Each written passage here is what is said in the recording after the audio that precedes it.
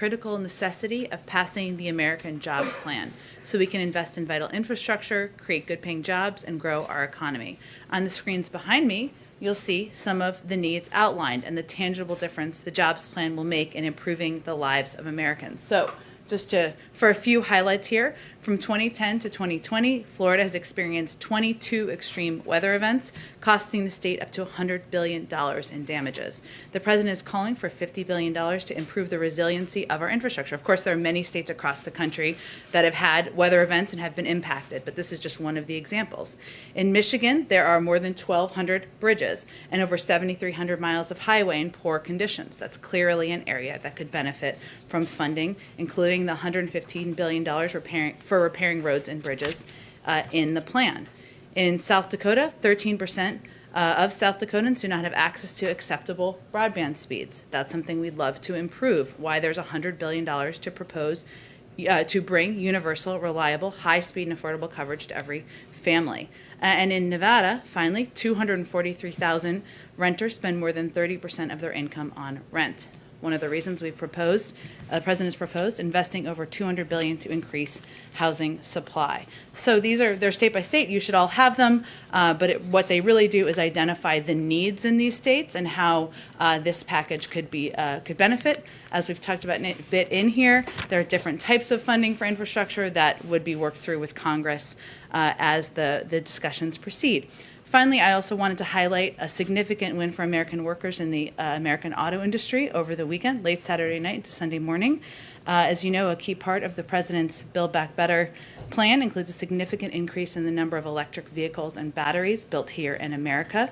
We need a strong, diversified, and resilient U.S.-based electric vehicle battery supply chain so we can meet the growing global demand for these vehicles and components. And the settlement we announced over the weekend, or I should say was announced by USTR and others, by SK Innovation and LG, is a positive step that builds confidence in their reliability and responsibility as suppliers to the U.S. auto industry. It's great news for many people in the country, including people of Georgia and other states that are impacted a great deal by this issue. With that, Alex, kick us off. Thanks, Jen. I wanted to ask about the attack on Iran's Natan's nuclear facility. Is there concern within the White House that this will derail ongoing talks to reestablish the Iran nuclear deal? And has there been any effort by the administration to reach out through intermediaries or any other way to Tehran and make clear that the U.S. wasn't involved in these attacks, or in the attack? Well, we of course have seen the reports of the incident at the Natanz enrichment facility. The U.S. was not involved in any manner. We have nothing to add on speculation about the causes or the impacts. I will say on your first question, though, we are focused on the discussions that we expect to proceed this Wednesday in Vienna. To the diplomatic discussions that have been taking place and took place last week.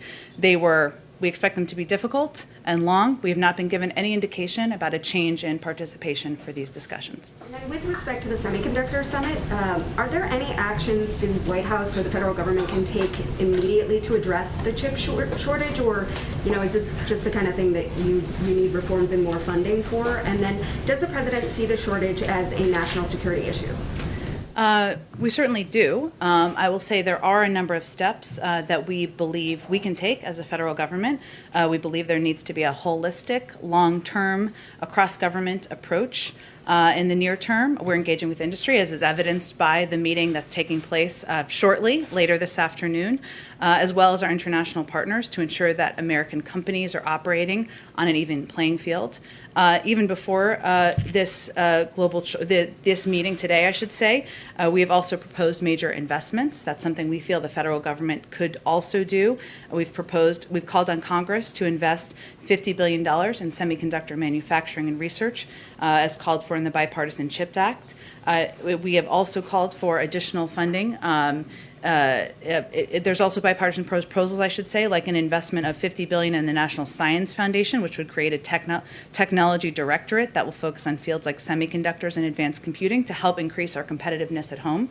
So our view is that this is certainly something where we need to work closely with industry. We need to work closely with Congress, Democrats and Republicans. There's agreement on this issue being one that's impacting industries across the country, also with allies and partners, and how we can prevent this shortage from happening in the future. Go ahead. Thank you, Jen. Just to follow up on the chip shortage and sort of short-term solutions. Yeah. Any conversations perhaps with chip manufacturers, like for example, Samsung, to prioritize U.S. orders for automakers, or any thoughts on perhaps getting rid of regulations that'll help kick in supplies for automakers? Any sense of what you can do now? Well, one of the reasons the president is stopping by this meeting that our national security advisor and our NEC director are holding this afternoon is to hear directly from companies about the impacts, what would help them most through this period of time, and the shortage that, as you all have reported on, has impacted a range of industries across the country. So this isn't a meeting where we expect a decision or an announcement to come out of, but a part of our ongoing engagement and discussion about how to best address this issue over the long term, but also over the short term. Okay, and a couple of questions on immigration. We understand that there was an agreement with Honduras, Mexico, and Guatemala to place more troops at the border. And we understand that the vice president was able to secure these commitments and have seen some numbers on, how many troops will be placed at these borders. But when were these agreements struck? And if you can just give us any sense of what this plan really entails.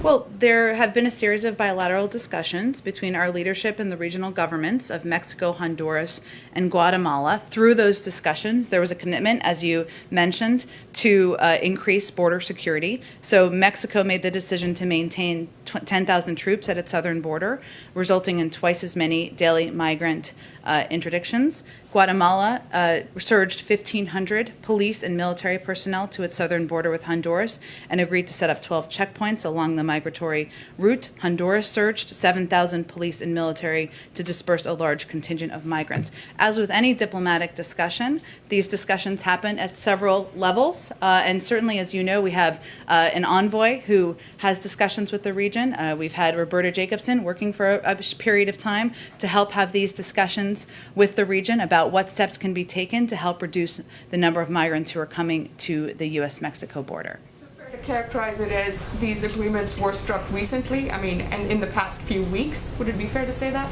I think that's fair to say, but I would also say that often these discussions are ongoing over a period of time and take place at several levels of the government, both here and within these countries. And is the plan to sort of apprehend these migrants who are trying to cross the border, or sort of as they're already on their way to the United States, is the plan to sort of, stop them there? How will this work?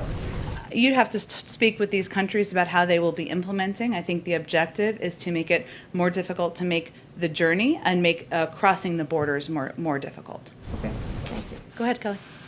On Minnesota and another officer-involved shooting that resulted in the death of an African-American man, has the White House been in touch with Governor Walz, or are there any resources from the federal government that are being offered?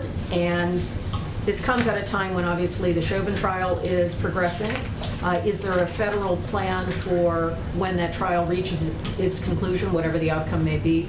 And thirdly, I'm racing through them because we're short on time today. Mm-hmm. The president had promised as a candidate a police commission that Dr. Rice says will not go forward at this time. Mm-hmm. It seems obviously that officer-involved interactions with the public are intensely important at the moment.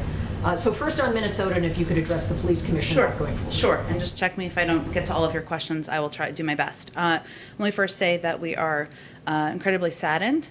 We were incredibly saddened to hear about the loss of life at the hands of law enforcement in Minnesota yesterday. The president has, of course, been briefed. He will have a few words he will share at the top of the semiconductor event that will be starting shortly. Hence, we'll be moving through our questions here about his own thoughts. We are also in touch with the governor, in touch with the mayor, in touch with local law enforcement authorities as well. I would say it is a reminder of the pain, the anger, the trauma, the exhaustion that many communities across the country have felt as we see these incidents continue to occur within just a few miles of where the tragic events happened just a year ago. In terms of the police commission, we have been in very close contact over the course of several months back to the transition with both civil rights activists, with law enforcement authorities and the law enforcement community about what would be most effective moving forward. And as Dr. Rice conveyed, or I think the statement we put out, I should say, conveyed, we have made a decision in coordination that the best path forward is to work to pass the George Floyd Policing Act. That has a great deal of the content, of the policy changes, of the necessary reforms that we would all like to see in place. So that was a collective decision, and that's where our focus will be. And is this a delay, or do you expect it to just not go forward at all? Well, we expect, for the time being, for our focus to be on moving the legislation forward and not on the Policing Commission. Go ahead. You mentioned, the focus is now on passing the George Floyd Policing Act. It's been over a month since we've heard the president talk about this, though. We haven't seen a big push, at least not publicly, from this administration. What kind of steps are you taking to pressure Congress on this, and should we expect to see this sort of rise on the list of your priorities? You obviously have a very full plate. We do, but I would say that the president was addressing racial equity, ensuring that we are putting in place long overdue reforms. Real change is a priority for him. It is something he looks forward to continuing to discuss with members of Congress. He believes that there is a path forward, that this piece of legislation offers that path forward, and he certainly will use the power of his presidency to move it forward. You mentioned that civil rights groups recommended against this commission. Did they put forth other recommendations, steps that the White House can take while you try and pressure Congress, wait, and hope that the Senate will act on them? Well, we, of course, are in very close touch with them. I think what is, I should say more specifically, we've been in touch with a range of groups, including the NAACP Legal Defense Fund, the Leadership Conference, as well as leading experts. And the strong consensus from all of these groups is that the work should be focused on trying to pass the George Floyd Act, and the commission would not be the most constructive way to deliver on our top priorities. So we are working together collectively to do exactly that. There are steps that we certainly will work in conjunction to take as they are possible, and some of them we've signed through executive orders, and we'll continue to communicate with these groups about what is most effective. Just quickly on infrastructure, the president is having this bipartisan meeting today, but what is your message to some congressional Republicans who have expressed skepticism about whether the White House is authentically interested in negotiating here, given how things played out with the COVID relief bill? Well, I would say that the president, you don't use the president of the United States' time multiple times over, including 2 infrastructure meetings, bipartisan infrastructure meetings he's already had, or the meeting today, if he did not want to authentically hear from the members attending about their ideas about how to move forward this package in a bipartisan manner. So is he willing to negotiate on the scope and the price tag, or just on ways to pay for this? He absolutely is. He looks forward to hearing their ideas, and his objective is to find a way forward where we can modernize our nation's infrastructure so we can compete with China. He's proposed a way to pay for it, which is what he thinks the responsible thing is to do, and he hopes they'll come to the table with ideas. Go ahead, Josh. I get asked for an update. On March 18th, you said that there was a stockpile of 7 million AstraZeneca doses, some of which were loaned to the Canadians and Mexicans. Can you give us a current number and say whether the president is considering sending more either to those countries or other countries? I don't have anything to predict in terms of sharing the stockpile at this point. I can assure you that we don't want that stockpile to expire. And obviously, we don't have control over the FDA approval process, but I don't have anything more to preview for you at this point. When the first May doses that are in that stockpile would expire? How much I'm more happy. is there? I'm happy to check for you, Josh, and see if there's more we can share. And AstraZeneca themselves, of course, could share more details probably. Does the White House know whether any U.S.-made shots have left U.S. soil other than those loans? In other words, shots made on U.S. soil but not for the U.S. government? From the companies? Yeah, correct. So can the companies sell, export currently as long as they're meeting their U.S. obligations? I think that's a question about their contracts. Obviously, we've had this discussion before.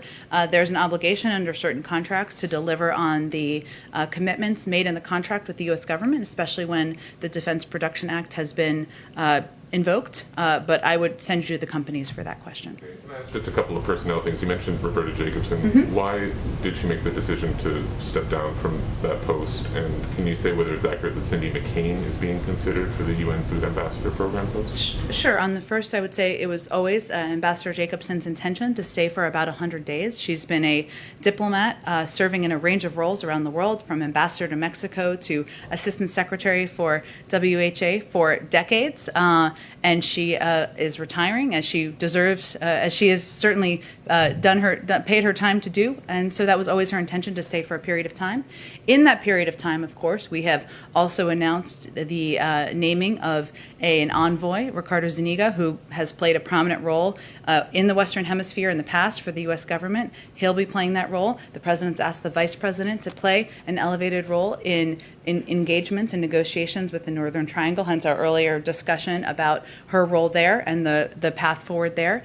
So there are a range of officials who will continue to do this work. We were fortunate to have the work and the expertise and experience of Ambassador Jacobson as long as we have.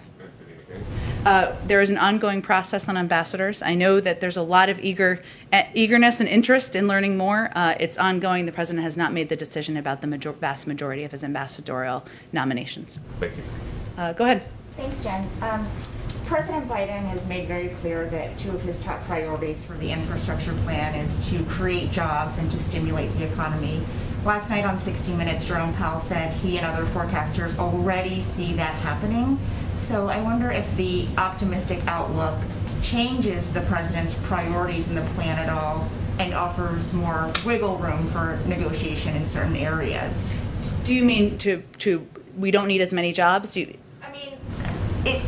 The goal of the plan is to create jobs and stimulate the economy. And they're saying that's already happening, which is a great thing. So is he willing to scale back on some of these items because we're already seeing growth? Well, I unfortunately, I regularly watch 60 Minutes. I did not see the whole episode, so I don't know the whole context of his remarks. But I will say that part of what economists feel is that we are still behind, that we need to still do more. Because if you look at our last jobs report, we were still about 8.4 million jobs in the red, that we needed to create, that we needed to Americans we needed to put back to work. There are still parts of the American population, high levels of unemployment among African Americans, Latino Americans, Asian Americans, that we need to work to address. This is definitely a jobs package, hence the American Jobs Plan.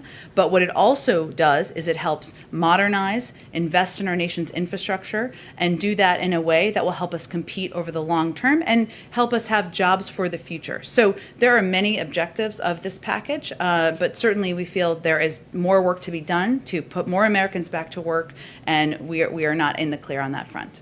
You. And on the state-by-state fact sheets that you released this morning, can you just share how that process happened, including who was involved in putting together the state-by-state reports and what the metrics were to assign that final grade for each state?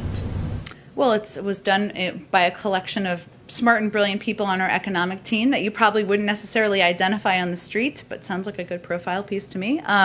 But they work to identify what the needs are in the states. I don't know that I have the exact process to outline for you, but maybe you can work with state officials and local departments as well to decide what each state needs. What the needs are. I'm happy to check and see if there's more about the process that we can share. Okay, great. Thank Sure. you.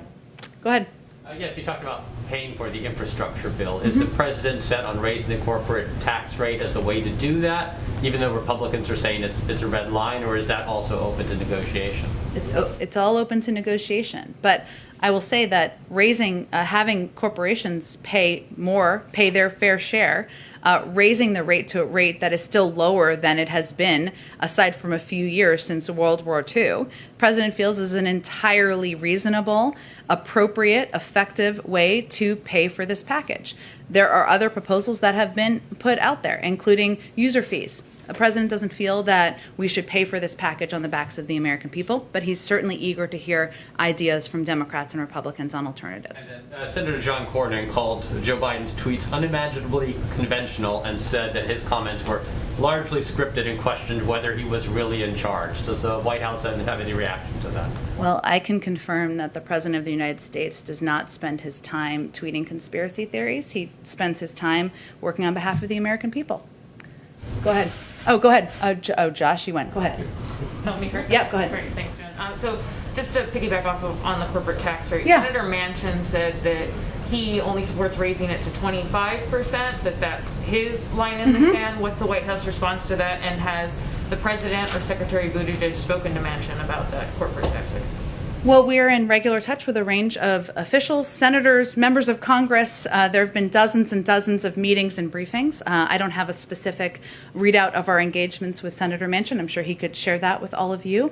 But I would say that we're certainly encouraged to hear that Senator Manchin is open to raising the corporate tax rate as a means of potentially paying for a historic investment in our nation's infrastructure, and most importantly, to creating jobs. And the president is happy to hear ideas or alternatives for how this plan and package should be paid for. His primary focus is on this investment, on creating jobs, on helping put back to work the millions of men and women who don't have college degrees, on ensuring we're evening the playing field, on doing what we can to compete with China over the long term. There are disagreements about how to pay for it. We're happy to have a discussion about that. And then two more quickly. There appears to be a large deployment of Russian land forces towards the border with Ukraine. What is the administration prepared to do if Russia moves to invade eastern Ukraine? Well, first let me say we are concerned, as I've said in the past, but we've been, of course, watching it over the course of the weekend about the increasing aggression of Russian forces on the border. Secretary Blinken and Secretary Austin are in Brussels this week, meeting with their NATO partners, and we will, of course, I'm sure this will be a topic of discussion. We also remain in touch with Ukrainian officials at a range of levels, but I'm not going to get ahead of their discussions that they're having on the ground. And then just on police reform again, you mentioned on Friday that the president is meeting with the CBC tomorrow. Is police reform going to be the topic of discussion? Criminal justice reform? What exactly will they be discussing? Sure, there'll be a range of issues discussed. The primary purpose from our perspective is to discuss the American Jobs Plan and how to move that forward. But as is always the case, there will be a range of topics we expect discussed during the meeting. Do we have to gather? It's 12:45. I think it's 1 o'clock. 12:55. Okay, 10 more minutes. Alex is so responsible for keeping track. She is. Yeah, go ahead. When can we expect to see the president announce the American Family Plan that was supposed to be coming soon? When can we look for that? Also, there's some talk about making the expanded child care tax credit permanent. Or is the administration looking at extending it or making it permanent at this point? So the president believes there's a huge benefit of the child tax credit. That's why he put the child tax credit in his ARP, American Rescue Plan, because he feels it's important, it's vital. It will help get the 2 million women who are out of work back to work, hopefully back into the workforce. You'll hear more on the American Families Plan in the coming weeks, but I don't have an exact date for you quite yet. Nothing on whether or not the administration is considering making it permanent or just extending it. I don't have anything more to preview for you on the American Families Plan, although just to reiterate, the president believes the child tax credit is a way to help American families and especially all of the working moms out there who are trying to make ends meet. Go ahead. Me? Yeah, go Okay, ahead. So I want to follow up on a question I asked, I feel like it's a month ago now. It may have been. The New York Times last week came out with a story that Mississippi was having a hard time getting folks vaccinated, but it's not just Mississippi. It's a bunch of other rural states, Ohio, Oklahoma. They're at 34% vaccination rate. Even so, opening up vaccines to out-of-staters. I know we talked a little bit about before the preliminary steps, but has the White House been in touch with these governors to see what they can do now? Because of course this impacts herd immunity and the goals of the White House just to get these shots in on. Well, there are a number of steps that we've taken in the recent weeks, including launching the Community Corps, which is our program to provide fact-based messages into the hands of local messengers. So we're now working with more than 4,000 organizations that have signed up so far across the country, including in a number of the states that you mentioned. We're also investing $3 billion to states and community-based organizations to strengthen vaccine confidence in the highest risk and hardest hit communities. And often people think of that as just Black and brown communities, and that is not. As you've noted, that is also conservative communities, white evangelicals. It's a range of communities around the country. What we found to be most effective is to work with these local organizations. So faith-based organizations, community health organizations, civic leaders, and others who can really get this message deeply in communities. We've also had a number of our members of our COVID team, from Dr. Fauci and Dr. Collins, participate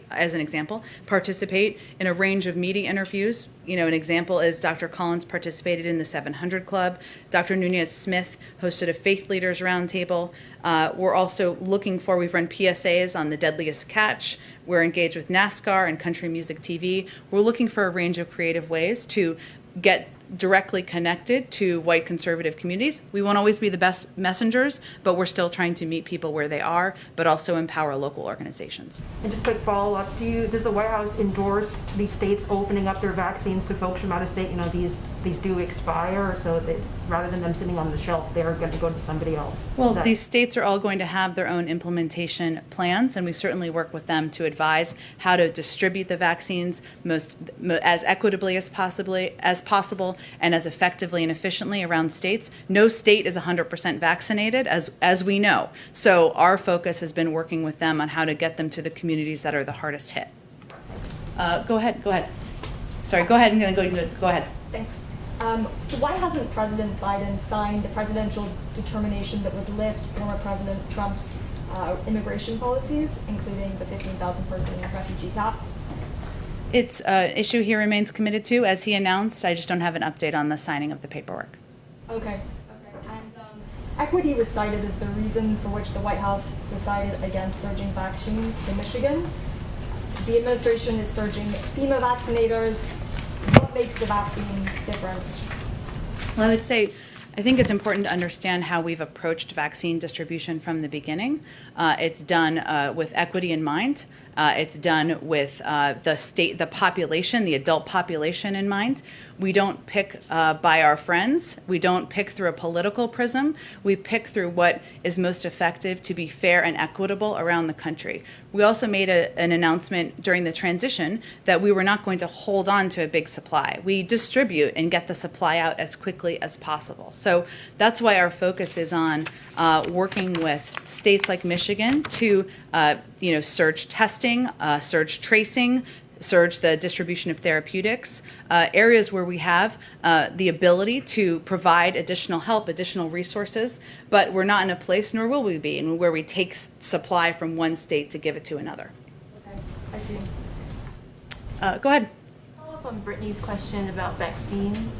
Do you think that the White House has had any part in this, in having a sort of maybe pessimistic message towards some Americans who are skeptical of this administration, who for partisan reasons or otherwise, to see vaccinated people in the cabinet or the president continuing to wear masks around each other, or hearing that things won't be back to normal as the vaccine continues to be distributed?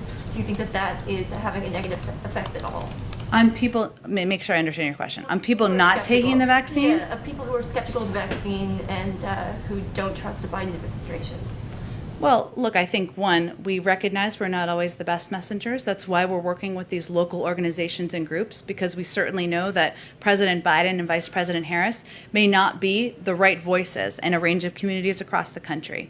Two, we believe that part of our objective is to model public health guidelines, and that means continuing to wear masks, continuing to hand wash, social distance, because there is still ongoing research on what is most effective and how to prevent distribution and the pandemic traveling further. So I'm not sure I'm understanding your question. Maybe. How do you strike that balance between being a model of the public health guidelines and also not contributing to this sense of hopelessness, perhaps, among people who are skeptical of the vaccine and maybe feel like getting it would not make a difference in their lives anyway? Sure. yeah, I think a big part of what we're trying to do is provide accurate information about what getting a vaccine will enable the American people to do. Hence, the president gave a primetime address where he said, when the vaccine's accessible to you and you get it, we can work towards having backyard barbecues. We've also had a number of officials out there to convey, and we've had, obviously the CDC has put out guidance that says, if you're vaccinated, if your neighbors are vaccinated, you can have dinner inside together.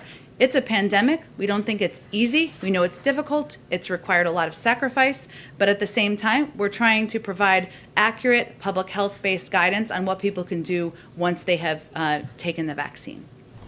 Go ahead in the back. Thank you very much, Jen. To East Asia question, if I Okay. may.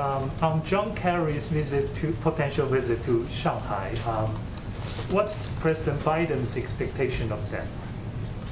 Of John Kerry's visit? To Shanghai.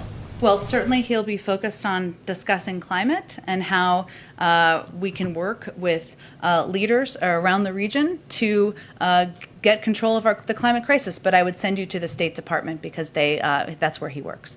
And also on the CHIP summit, according to South Korea media, Korea Economic Daily, quote, industry watchers say following this White House meeting, Samsung may be forced to make a decision on its new U.S. factory sooner and build a production line for automotive chips, given the dire shortage of such chips in the United States. Well, I know we'll put out a readout after the meeting, but the purpose of the meeting is really to consult with these business leaders about how we can help address the shortage. Let me just get around to the back, and then I know you have to gather soon. Okay. Go ahead. Iran, immigration, they're all follow-ups. On Iran, the foreign minister is vowing revenge against Israel for its alleged attack on its nuclear facilities. Israel's not denied this. How concerned is the White House, is the president, that the actions of an ally potentially may be derailing efforts by the White House to get Iran back into compliance under the JCPOA? Well, I think I answered a version of this question earlier, but let me try again. We haven't talked about it. Well, again, we've seen the reports. We don't have anything more to speak to as it relates to the causes or who is responsible. Our focus is, of course, on the diplomatic path forward. We have not been given any indication that attendance at the discussions and that will proceed on Wednesday has changed. So that's where our focus is. But is there concern that the actions of an ally are derailing the U.S. I think I've efforts? answered your question. Did you have another one? I didn't think it was an answer. Okay. I'm sorry to hear that. I've answered it a couple times. Okay, let me just quickly follow up. Okay. And, let me try on Ukraine. The Secretary of State said that there will be consequences if Russia continues its escalation along the border. Can you give us a sense of what those range of options are? And then also, at what level does this escalation require President Biden to reach out to Vladimir Putin? Well, I would say that what we've long said is that there will be some consequences that are seen and some that are unseen. I'm not going to give you a menu of the options. When we're ready to announce them, we will announce them and share the details with all of you. Very quickly on immigration. Okay. With regard to the militarization of the borders in Central America and the agreements that have been secured, did the White House in any way secure any, or is the White House concerned, given the record number of children that have been making this trek, that they are at greater risk given the fact that these are soldiers, not daycare workers? Well, I think the objective is to deter the journey. And so that's why our discussions with these countries involved increasing law enforcement capacity at the border. Is there a worry, though, about sort of this increased militarization given I didn't call it that. Those are your words, not mine. We worked with them to increase law enforcement at the border to deter the travel, which is a treacherous journey where many lose their lives. I think we have to gather. Thank you so much. Okay. Do you expect anything on Afghanistan this week? I don't have anything to preview for you on the timeline. Okay. Thanks, everyone.